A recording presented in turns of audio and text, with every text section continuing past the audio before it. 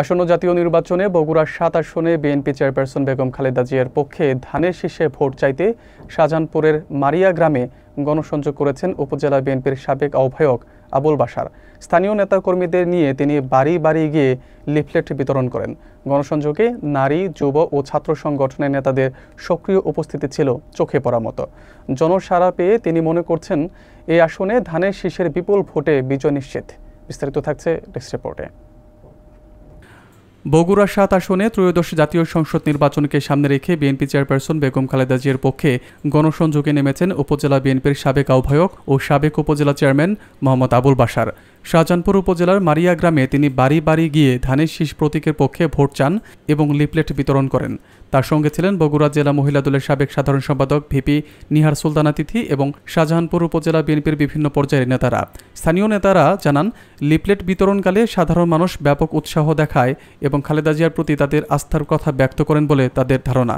গণসংযোগ চলাকালে আবুল বাশার বলেন, তিনি মাঠে যে সাড়া পাচ্ছেন তাতে মনে হচ্ছে এবারও খালেদা জিয়া এই আসনে রেকর্ড সংখ্যক ভোট পাবেন।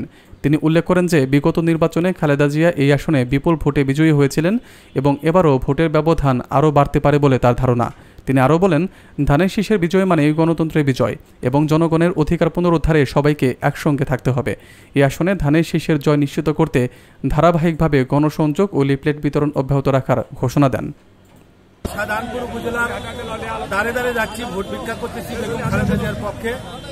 জনগণ এত বেশি সাড়া দিচ্ছে, তাতে বোঝা যাচ্ছে এই আসনে বেগম খালেদা জিয়ার বিপক্ষে যারা প্রার্থী হবে তাদের জামানত এখানে বাজেয়াপ্ত হওয়ার সম্ভাবনা বেশি। এবং এই আসনে বিগত দিনে খালেদা জিয়া রেকর্ড সংখ্যক ভোট পেয়েছিল। আগামী দিনেও ইনশাল্লাহ সর্বোচ্চ রেকর্ড সংখ্যক ভোট পেয়ে পৃথিবীর মধ্যে ইতিহাস সৃষ্টি করতে পারবে এই আসন থেকে। মহিলারা বরাবরই বেগম খালেদা জিয়াকে পছন্দ করে, কারণ ক্লিন ইমেজের ব্যক্তি হল বেগম খালেদা জিয়া, ক্লিন ইমেজের ব্যক্তি তারেক রহমান, আর আমাদের নেতা শহীদ রাষ্ট্রপতি জিয়াউর রহমান, তিনি তো বাংলাদেশকে একটা ক্লিন বাংলাদেশ উপহার দিয়েছিলেন। সেই দিক থেকে মহিলারা বিগত দিন থেকে শুরু করে এখন পর্যন্ত এবং এইবার নির্বাচনে আরো উৎসাহ উদ্দীপনা বৃদ্ধি পাইছে তাদের মধ্যে। আমরা আশা করছি মহিলাদের মধ্যে ব্যাপক ভোট বেগম খালেদা জিয়ার পক্ষে চলে আসবে, ধানের শীষের পক্ষে চলে আসবে।